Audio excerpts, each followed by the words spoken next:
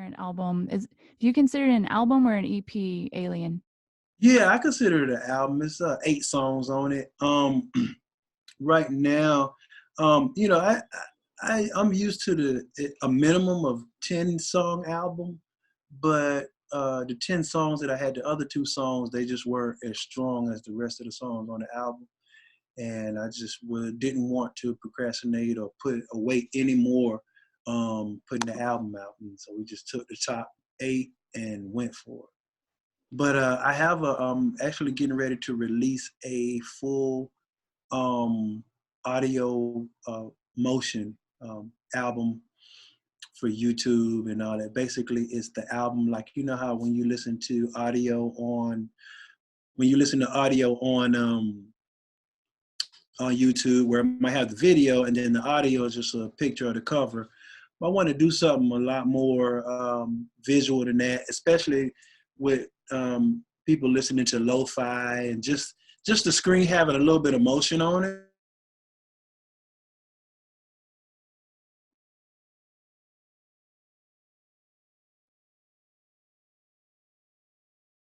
You froze up. I don't know if you can hear me.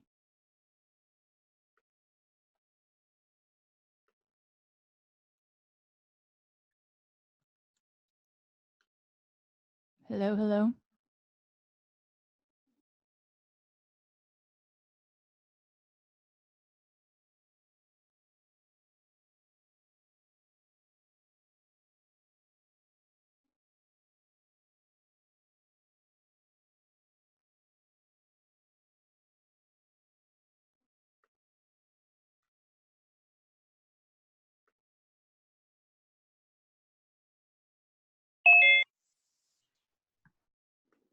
Can you hear me?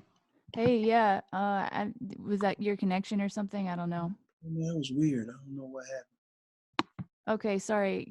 So I'm trying to remember the last thing that you said. Oh, just basically, we were doing we have an audio motion album that's coming out, so you can actually see different pictures from the album for the from the photo shoot. And you know, I got a chance to back test it and just watch it yesterday. It's pretty cool. So yeah, I definitely consider it an album, and I just want to do. I'm still coming up with ideas. It's like, as an artist, I like continue to record music, but I'm having so many ideas sonically with this album and visually with it. I just keep coming up with all these cool ideas. We just came back with the shirts. If you can see that shirt, that's the new Pettidee Alien shirt. Yeah, I want one of those. Yeah, nobody. We haven't. I haven't did the official release. What I like to do as an artist, I've been in the business so long. I watch people overpromise and underdeliver, and kind of leave people hanging. So what I try to do is, before I even let people know that it's available, I try to have it done, work out all the kinks, and as far as music, as far as product, so that you guys and people who love the music get the best material quality. They've tried to meet release dates, and the album is not done, and so they're cutting mixes, and certain songs are not loud as they should be. And I just kind of watch being on the label side of it, being with an independent and a major distributor, watching just being a student and watching people do that. So this one, right for now, it's available on Teespring, but eventually I'll have it on my website. But yeah, this one we got one. You gotta just check it out. So I'm even on my social media, I'm gonna connect my Teespring to it so people can check it out. But yeah, I'm really enjoying the response to this album. It's been a blessing. I made up my mind that I won't let this much time go by without releasing a project again. Yeah. I'm sorry, keep going. No, I learned my lesson.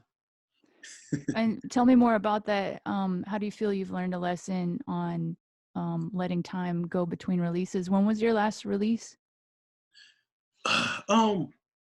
My last official album was almost 10 years ago. In 2010, I came out with the Race to Nowhere album. It was about 13 songs. It was the album with the ghetto on it. Mm-hmm. Yep.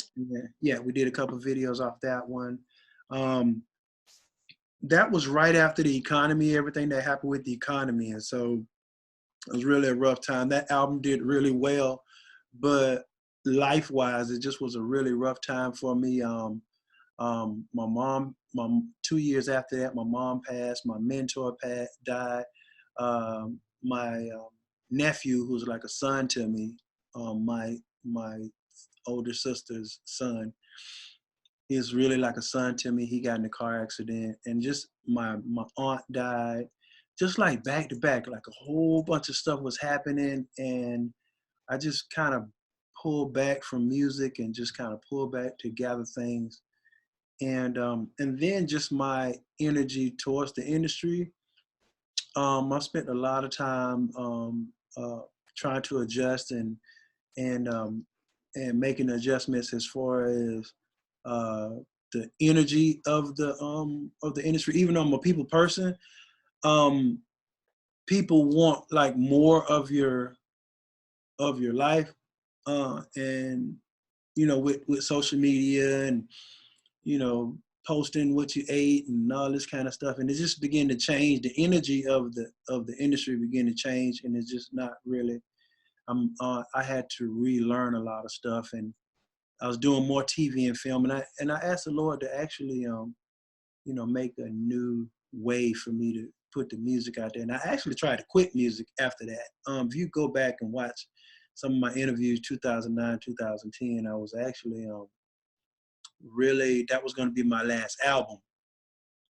Um, but the Lord saw otherwise, and 2013, I did put out a mixtape called "Kill the Messenger," and that one did very well. We had about 5 or 6 videos off that mixtape, and then did the Sons of Anarchy, CSI Miami, America's Next Top Model, Pimp My Ride, Layla and Eve, the movie, Tyler Perry's Meet the Browns, a lot of TV and film placements. And then I dropped a lot of singles. The good thing about that was people are so used to albums from Pettidee. Everybody was like, "Yo, I like that single. I like Big Boy. I like Hot Rod." But when is the album coming? But during that time, I was just trying to walk away from music. But God saw otherwise, and one thing about me is I never stopped being a student of music. Alien is the first album that, because I'm a producer as well. I produce, majority of all my albums. I produce on 5 of the group called the Grits. I produce on like 5 of their albums. Produce for other artists, but I felt like if I wanted to grow in this season, actually how it happened was there were different. Shout out to Mr. 808. A lot of these guys came up and was like, yo, I'm a big fan of yours and I love your production. And Mr. 808, he's a part of a team called the Boom Squad. They produce Rick Ross on Rick Ross' new album. And he said that he grew up listening to, when he came into Christ, he was listening to my music and my music really inspired him. And he's a producer and, he would love for me to rap over one of his beats. And when he first sent me music, I wouldn't say I wasn't feeling it because it was hot music. I just wasn't at a season where I wanted to record music because I was dealing with all the deaths and all the things that I was fighting with. But we just built a relationship, and through that relationship, we just kept communicating and fellowship. And one day he hit me and he was like, "Yo, I got some new equipment, new programs, new beats. I'm finna send you some stuff." And I was like, "Okay, cool." He sent me some stuff, and it was just like basically half of the records on the new album. So it was like 4 out of the 8. And I was No Pain, No Gain, not No Pain, No Gain. Alien, I'm on it. Through the Fire, and I forget what the fifth one was, but I mean the fourth one. But it just started flowing. And this is the first album where I didn't produce anything. And it was to continue to be a student, change my cadence. I wanted people to hear the 2019 Pettidee. I wanted people to hear the new Pettidee. I wanted, if I was going to continue to do music, it was going to have to be good, it was going to have to be quality, and it was going to have to be right. Yeah, I really want to give you props for making a phenomenal record and going back to where you said that there were other cuts that you didn't feel like they were quite as good to have, more than 8 songs.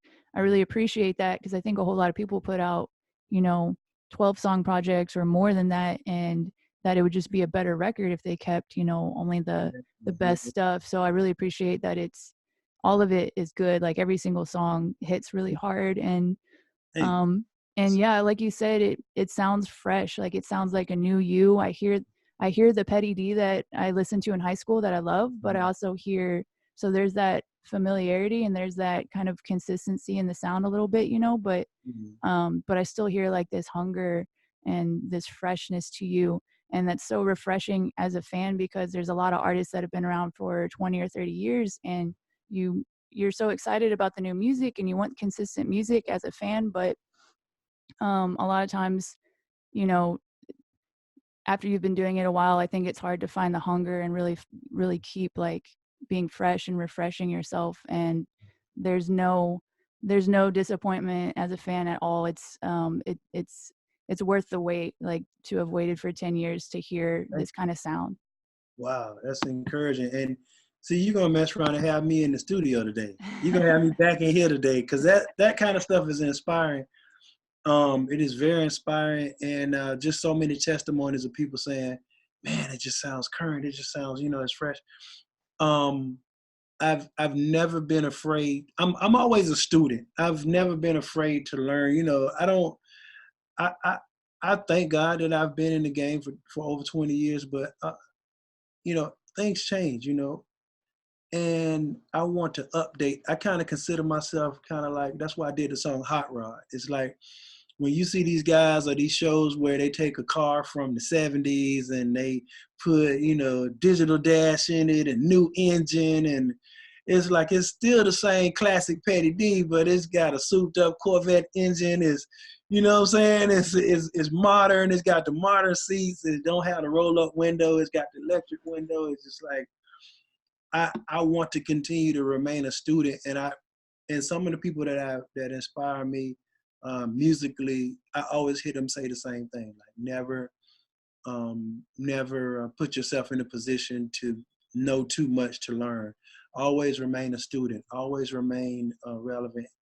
And I'm not gonna, no shade to nobody wearing, I'm doing what they do. I salute the new artists. I love talking to new artists.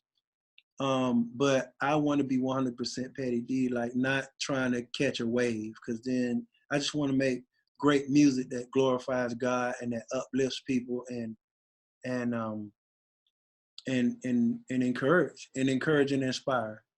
And I know that's my but I know that also being in business and watching people, and even if you watch some of these places like McDonald's and these different companies, you'll notice like every 4 to 5 years, they'll just completely repaint the place and just upgrade and just update and keep the menu current and keep everything fresh. And it's the same familiar stuff, but they add new things, and it's like, you know what, I want to learn from that as well. So it won't take me 9 years to do it again. So you guys be, yeah, yeah, Well, it sounds like you're still inspired and, like you said, coming up with a lot of great ideas. So I'm sure you'll just continue with that momentum.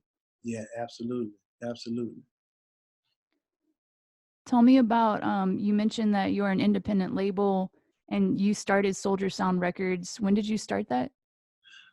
Whew. It started as a production company where I was just, like I said, I'm a producer. So I produced a lot of independent artists as a producer. But when I moved to Nashville, I moved up and I was produced on the Grits albums, Art of Translation, and I did a bunch of remixes, Art of Transformation on that album, and then the Dichotomy projects, Dichotomy A and Dichotomy B. And there's one more record. They got a lot of music out too. I need to play them IB just in case they don't know who you Oh be. yeah, So yeah, man. get them introduced to Pettidee.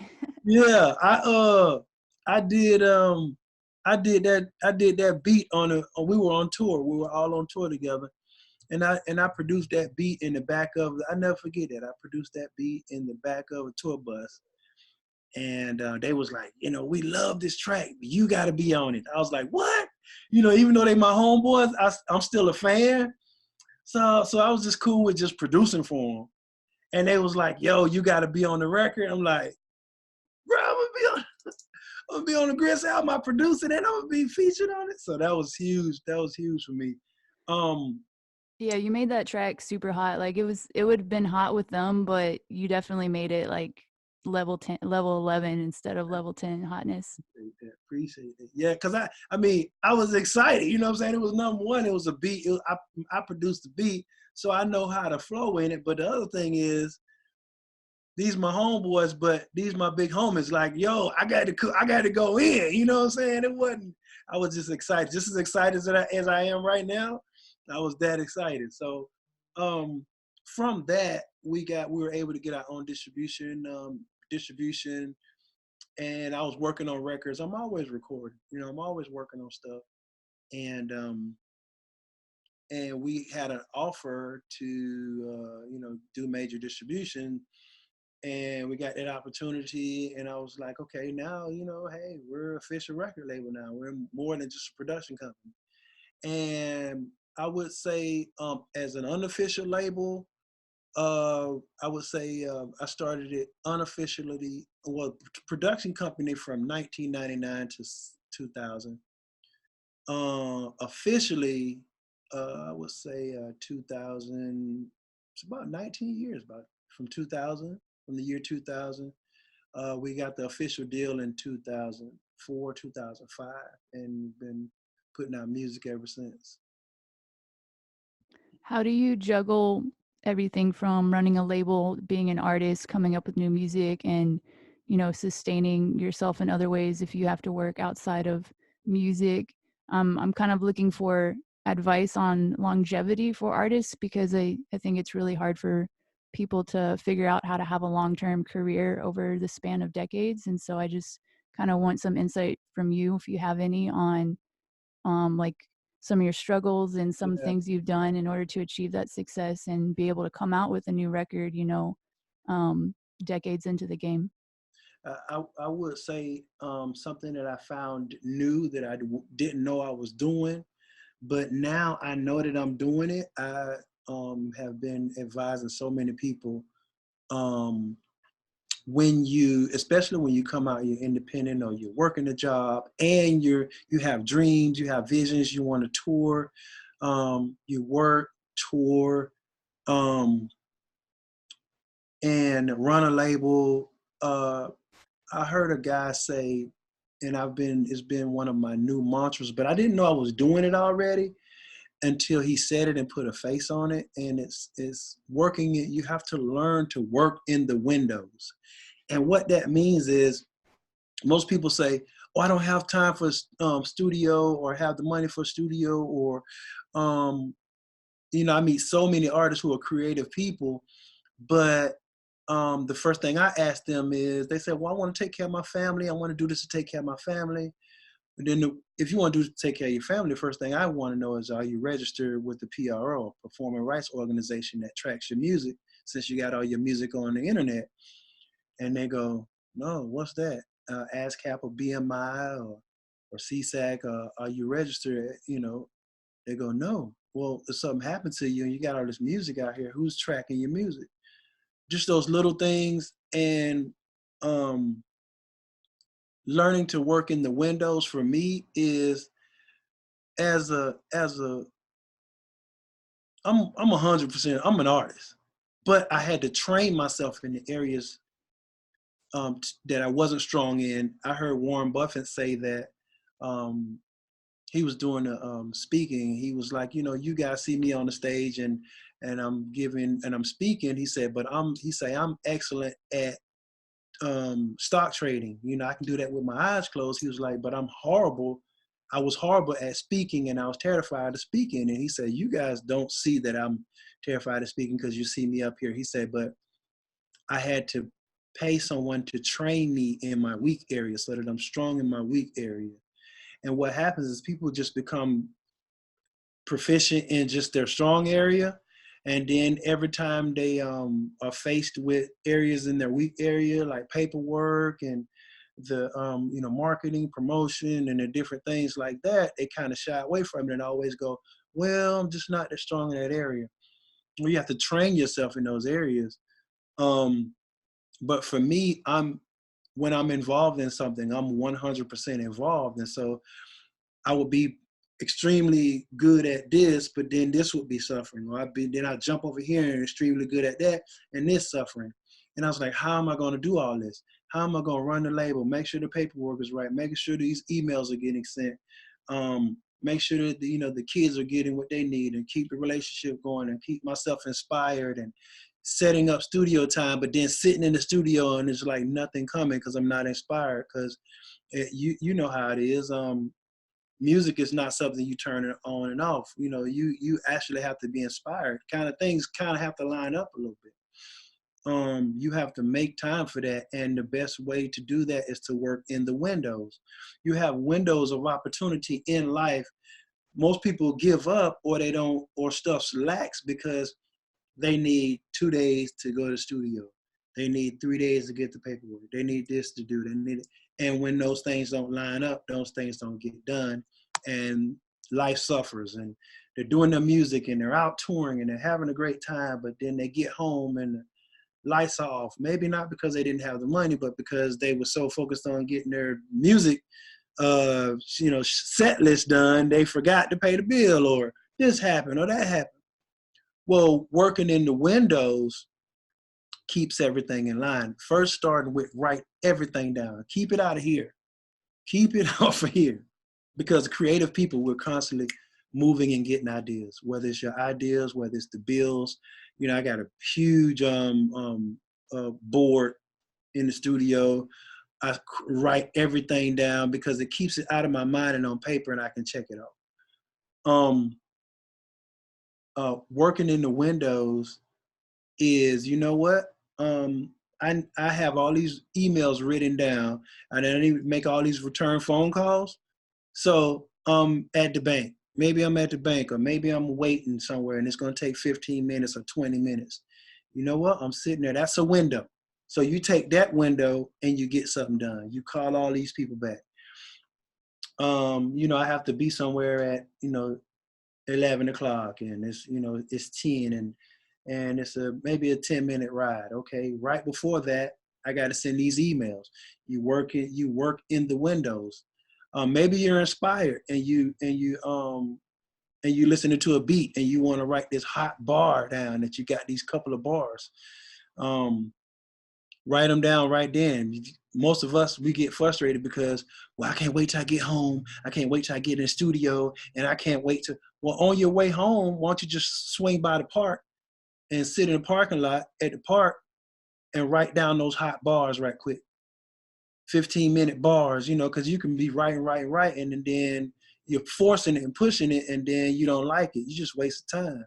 And but learning to work in the windows. And I would say for any artist, whether you're an artist, manager, business person, learn to work in the windows. Write everything down as much as you can. I've even got to the point where I keep a pen and pad by my bed. I keep a pen and pad in my bag. I have my notepad because you know, I have a few people on staff, but for the most part, you know, I'm the artist, the label, the agent, and you know, I got a booking agency and a couple people helping, which is a blessing. But when you're independent and you're creative, you need to learn how to work in the windows. Write everything down and work in those little windows. And trust me, and I'm a living witness to this. the more you look for those windows of opportunity to get things done, the more you'll see them. Trust me, I've been waiting in line and waiting in the bank or waiting at the line in the line at the ATM, you know, and I work in the windows. So I hope that helps. Definitely writing everything down. Habakkuk 2:2, write the vision, make it plain, and working in the windows. That's really great advice. It all comes down to effort and putting that effort in when it's easy to just, sit back and relax. Like if you're at the if you're at the bank or you're somewhere where you have to wait, Mm. you can just shut off your mind and do nothing, or you can make that time work for you that you have to be there anyway. And I have to say this, when you work in the windows, you see most people in those moments, that's when they go to Instagram, Facebook, and just, or Twitter or whatever, and they just kind of scroll over what everybody else is doing. You just waste some valuable time that you actually need on what everybody else is doing, what the trend is, and what this person is doing, what that person is doing. And a lot of times for creatives, it can either do two things. It can either inspire you, or if you're not in the place you want to be, it can actually make you feel like, well, dang, they're doing 15 cities and they doing this and they got this together. Oh man, what am I doing? You can't do that. You spend those time that you swiping and liking and swiping and I do it too, but I make sure that I'm not wasting time when I could be working in the window. Yeah. That's great advice. I think that's the that's probably the biggest kind of productivity hack. I know, like, I enjoy writing things down, but I can sit there and journal and keep writing for all day almost, and then that becomes a problem. So it's like, whatever it is that you're doing, don't let that be a distraction from what you really need to be doing. And writing it down You, is it yeah. helps you keep that in focus. But then, don't get distracted by the writing too, because that's something that I'll do. And it's so easy when you don't have to do anything to just keep Mhm. doing nothing. Right. So yeah, I agree And with then that. you'll be proud of yourself for all the writing you did, but then you look at the clock and say, oh man, I was supposed to do such and such and such. And then you beat yourself up. But when you're working in the windows, you got a good 10, 15 minutes. Or when you say, sit down to write, okay, I'm going to give this 45 minutes and then I'm going to move to the next thing. You'll be more proud of yourself. And you'll find out that you'll have more things checked off. Totally. Tell me, are you touring or doing any type of performing to support Alien? I am. I actually have to I did a concert, a welcome home concert in Jacksonville, Florida. And we basically utilized it as the atmosphere to figure out, where my fans and, the people that still rock with me, what the vibe's going to be. And it turned out amazing. Even though the album's been out a month and a half, a little over a month and a half, we've gotten a late start at it, but at the same time, we want to do it and we're going to do it right. So I was just talking to one of my tour guys that's helping out in Memphis. He's out of Memphis. He was putting together some ideas visually for online to crank it up and just make up for the lost time. But yeah, most definitely, I'm definitely hitting the road for Alien. Yeah. All right, cool. Yeah, as you schedule that, make sure you let me know, and I'll help you get the word out and anything I can Absolutely. do to help you. And if there's a chance you come anywhere near here, can't wait to meet you for sure. Oh yeah. Well, we might have to make that happen. Yeah, I think that's just gonna have to happen at some point. Yeah. Yeah. We gotta make that happen. Yeah. Tell Yeah. me some of your career highlights over your whole career. What's some of the best and your favorite memories of being an artist and being in the industry? Oh, I would say, oh man, there's too many to name. I'll just kind of jump around a little bit. Definitely, when we were talking about IB, was a definite highlight for me, getting a Grammy nomination with producing for the Grits, producing on their album, them giving me a shot. Um, uh, I produced an artist called Lil I Rock. Well, not Lil I Rock no more. He's a grown man now, but I Rock, he won a Stellar, so we got a Stellar award off that album. My album, Resurrections, Past, Present, and Future was nominated for a Stellar Award. Couple Dove Award nominations. Those were pretty cool. I know for me, the biggest thing is taking my staff. Like, I don't know, man. I'm a people person, but at the same time, I can get in here and be in the studio just making music. And I know that a lot of creative people that's like that is to myself and just me and my family. And I'm not really like a big, huge sports person. So, which is good for them because we watch a lot of movies and just spend a lot of family time together. I won't say I'm an introvert, but I have serious traits of an introvert. So, I can easily do that. But believe it or not, with my personality and my style, I don't sway towards a lot of attention grabbing things. But I would say I've been in the music industry since I was 14 years old, and even before I became a Christian, and just meeting a lot of major artists and just watching my friends do great things, and sticking to my guns when I decided to rap for Christ. Thug Love was definitely a highlight. It was a leap of faith to move to Nashville, produce for Grits, and then the Thug Love album came out, and we started getting TV and film placements. That was huge for me because a lot of the shows that we were getting placements on, I had no idea I didn't know anything. When we got this Sons of Anarchy placement, I didn't know it was the number one show on FX at the time. I didn't know how huge that was. My sister actually called me and she said, screaming, "Oh, I just heard you on Sons of Anarchy." And I was like, "Huh? What, Sons of who, Cocky?" "Yeah, I just heard you on Sons of Anarchy." And she was like, "You don't know what Sons of Anarchy is?" I was like, no. She was like, "You must have been on a rock." So a lot of times when we get the stuff from the back end that I've made a placement, all we get is the name of the show, the network, and the season. Like season Sons of Anarchy, I think it was like season 5, episode 8, or something like that. So we get the technical side of it. My wife and I would literally have to go to YouTube and Google it, or Google it or check it to really know what the show is. I had a placement on a TV show called on Showtime called Shameless.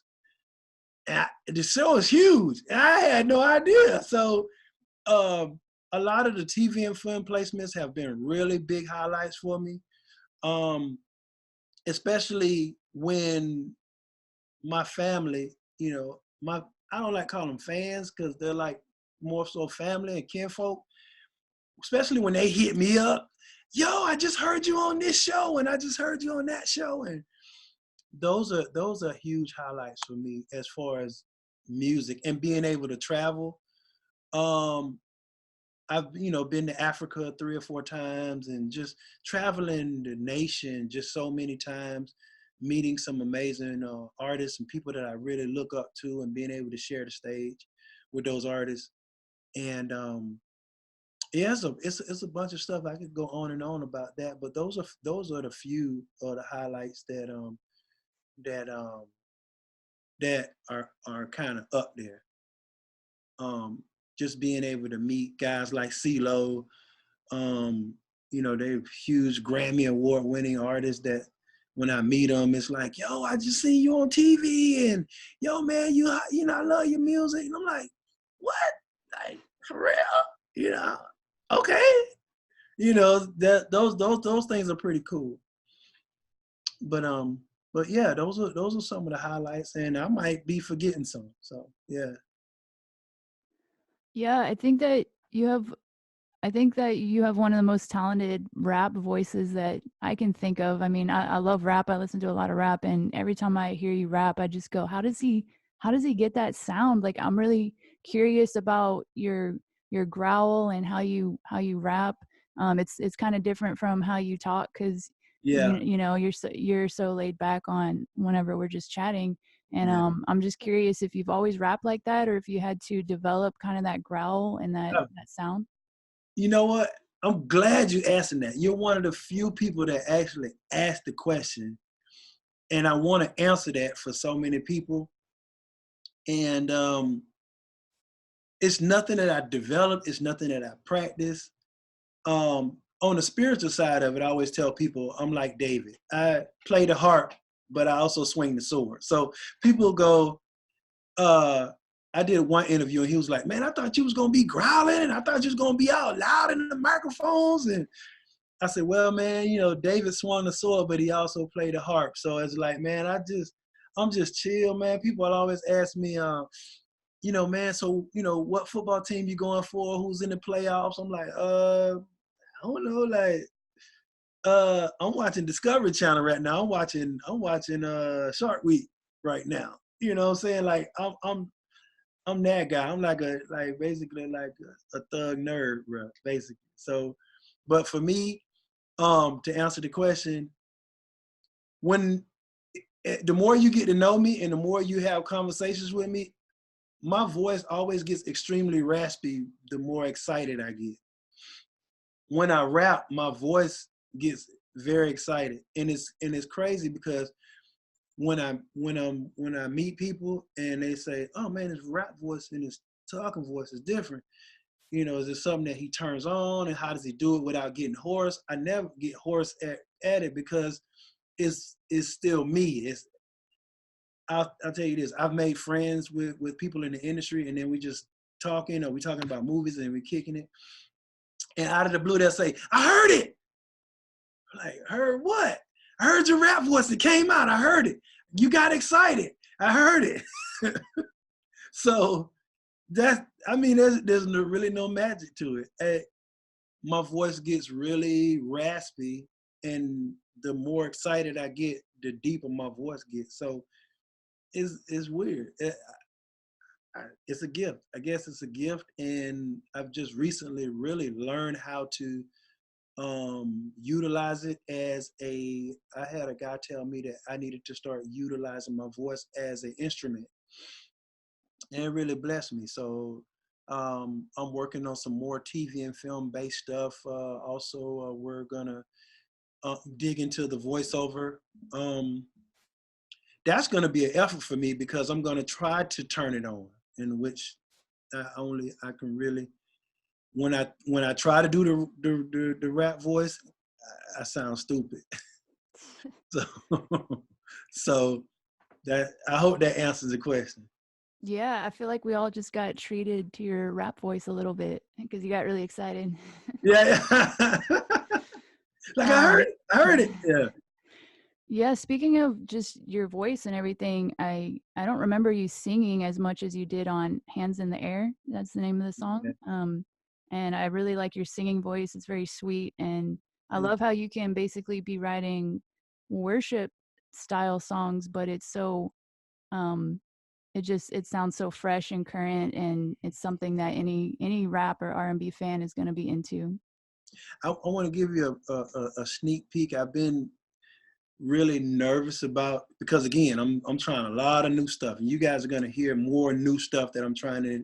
At the same time, everything that I'm trying, I'm making sure that it's authentically Pettidee, but something that's a little bit new. I kind of got the idea to. I've always sang rock music, even if you go back and dig in the crates and go back to like 2000, 2001, I put out an album called Street Music. At the end of that album, I did a song called Ashamed, and it's just straight rock. Like I'm a huge rock fan, like like the first Linkin Park album, like Metallica, like the really grungy, hard, So my first introduction to the people that love my music and my music family and fans was the Ghetto. If you listen to the Ghetto, I'm rapping on it, but I'm singing the hook, and it's like real big power chords. I'm from the ghetto, and I'm holding these. And if you listen to that song, I'm doing a whole lot of harmonies. rock style harmonies in the hook. So it was kind of nervous. I was like, I wonder if people gonna really be like, what is Pettidee doing, man? He's singing rock now? You know, but they was like, yo, I like this from him. And then I did it on the song Freeze. So I've just been doing it a little bit at a time. And then I was like, okay, this is not gonna be unfamiliar for the people who are familiar with my music. And this time, with Hands in the Air, I just wanted to go all the way. I really wanted to do a worship song, but I didn't want to do the traditional worship song. Not saying that I don't love traditional worship, but I do. I wanted to do it. I didn't want to do it with kind of like I say, kind of see myself as David. I didn't want to do that with Saul's armor on. I didn't want to do a Pettidee rendition of, typical worship music. I wanted to worship instead of with Saul's armor on. I wanted to worship with my slingshot. I wanted to do what I do. And I've been getting the testimonies, and people have really been blessed by the song. And the chorus says, it's really simple. I put my hands in the air. I put my hands in the air, lift them up to the Father. If you see me with my eyes closed, don't bother me.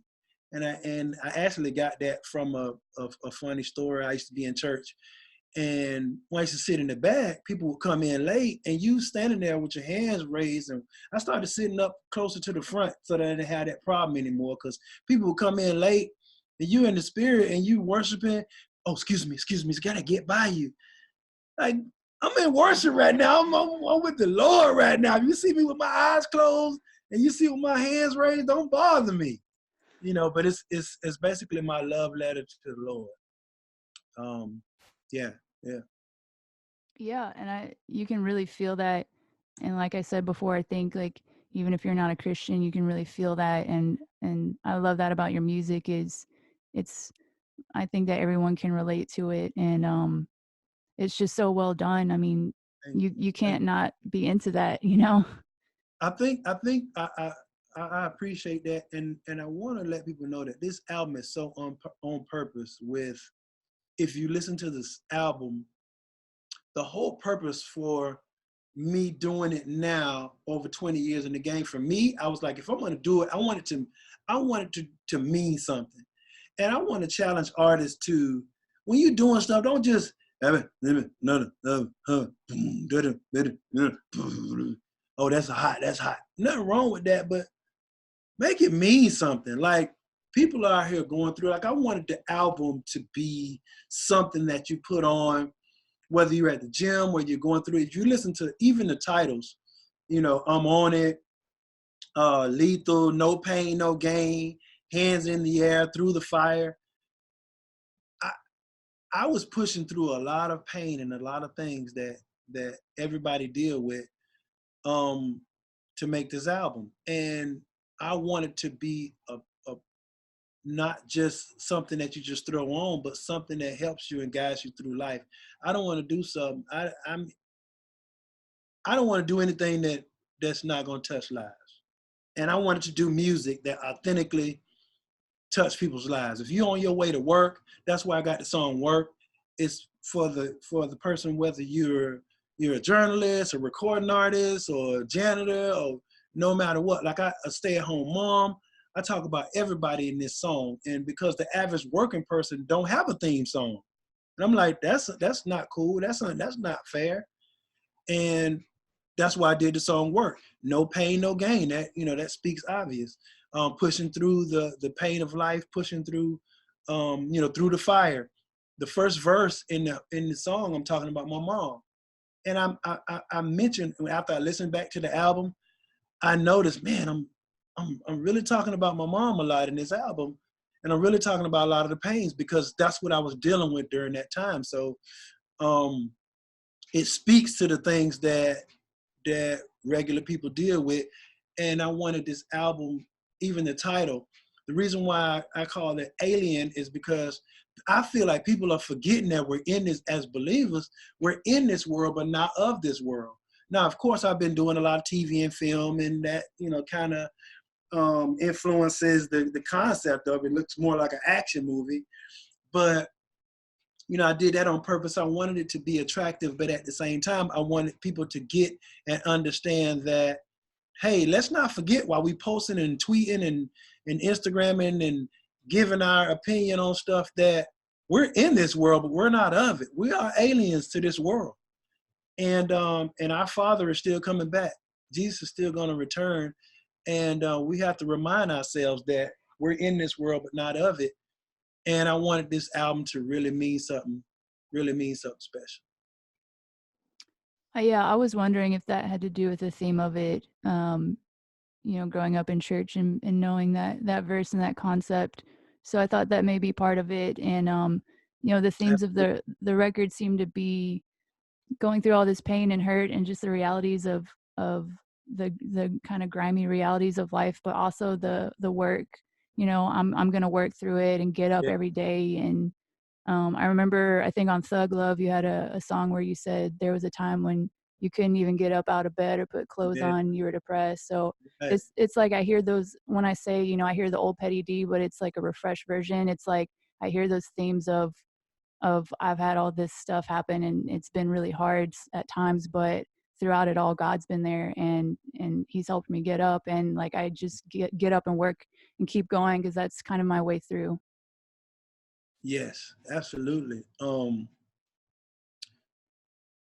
During the Thug Love times and more so the albums before Thug Love, it was uh, street issues. And you listen to Still Alive, my first album, and the second album, a little bit of the third, but my first and second album, I was still living in the hood. Like it was like it was still really real. Like it's always been real, but it's like the stuff I'm writing about, that stuff was, hey, don't wait until I die to put me on a t-shirt, put me on one now while I'm still alive.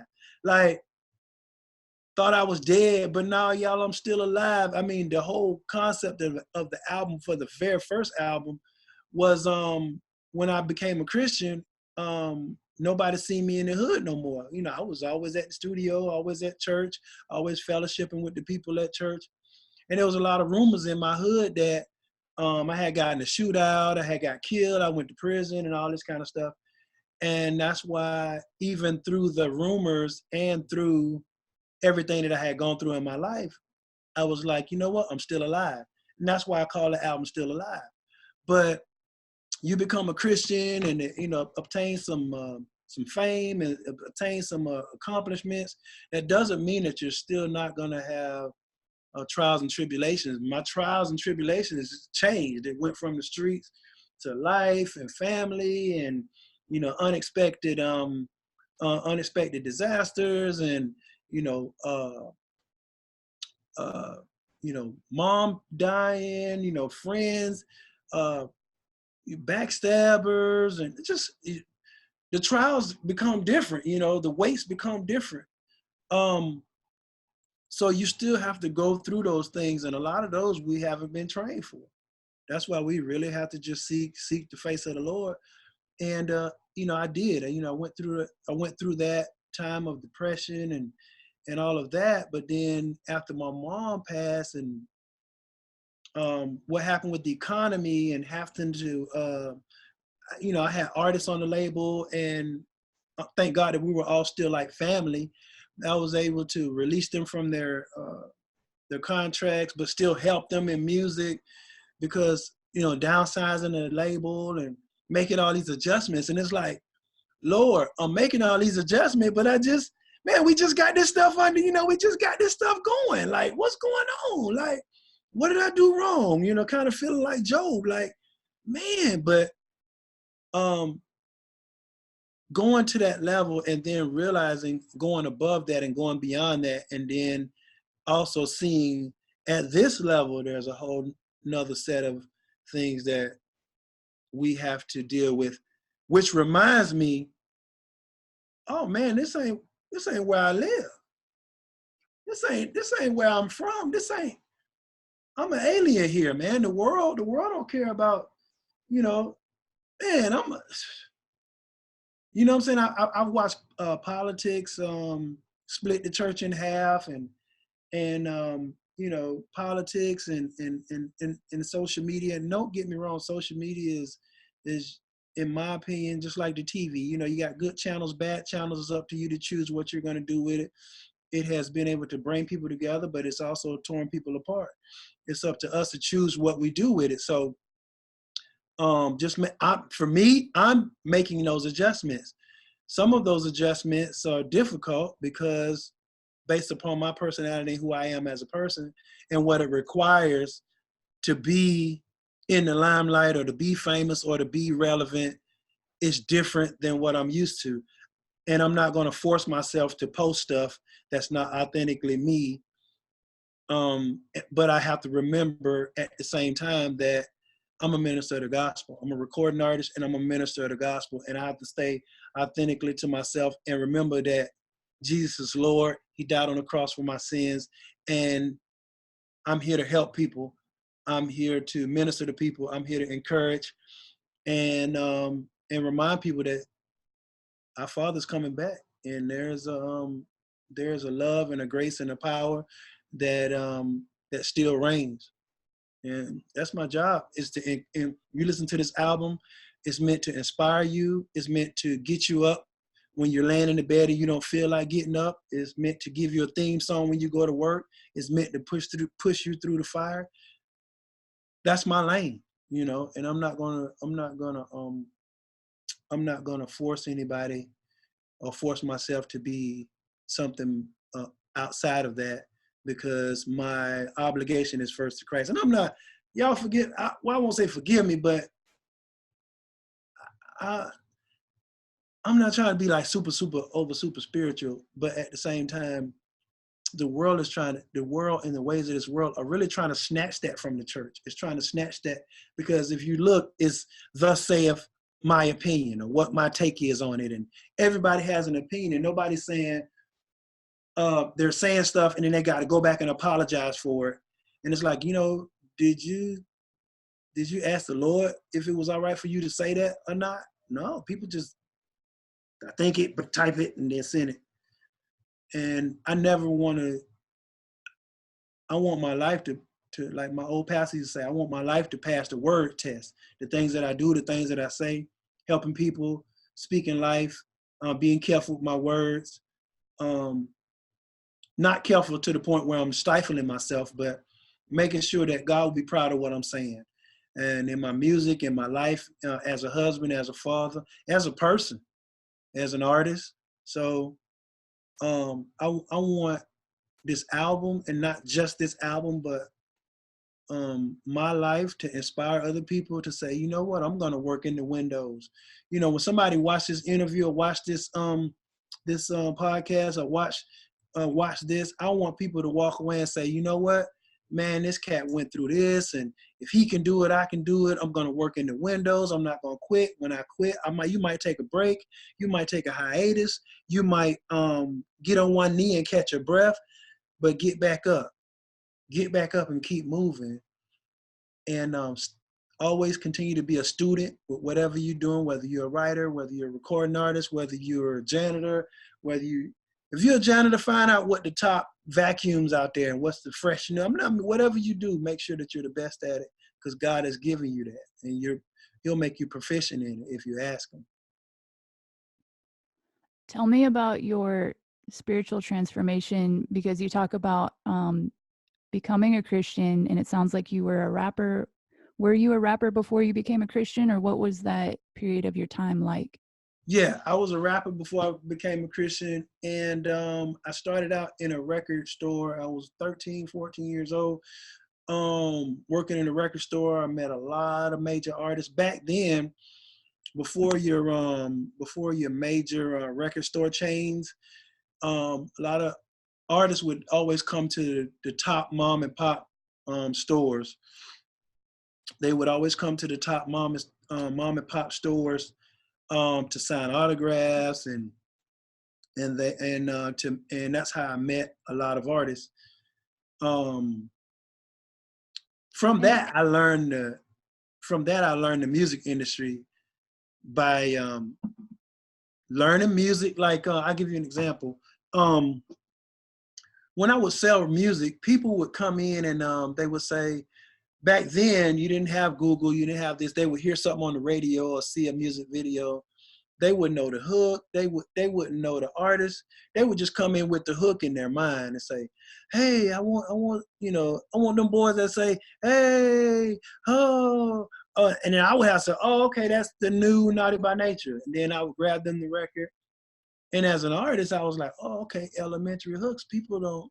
These guys are lyricists, but people are coming in. They don't know the artist. They don't know but they know the lyric. They know the hook. They know a piece of the hook." And even to now, if you look at like Missy Elliott, Jay-Z is go on, brush your shoulders off, get your freak on, go, get your freak on. It's like the elementary hook, even if the lyrics are compact, people I learned that. So just learning that and then just becoming an artist and growing and then but I couldn't stay at the store forever. During that time was, the peak of the crack epidemic. A lot of the music industry and was funded by the drug game. And there was a lot of, drug dealers, because music has a lot of fame and popularity and clubs and all that involved. So you had a lot of you know, drug dealers and kingpins and these different type people that want to hang around the music, and then they want to hang around the record store, and they want to hang around.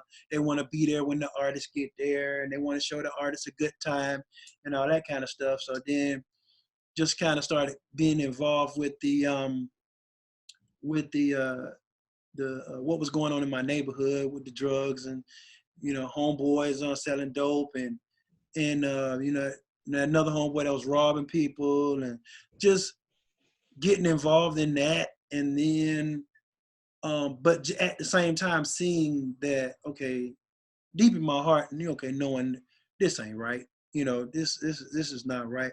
Having a conscience, just having a conscience. And I remember there was a lady that lived 3 houses down from me, and her name was Sister Lisa Jackson. Shout out Sister Lisa.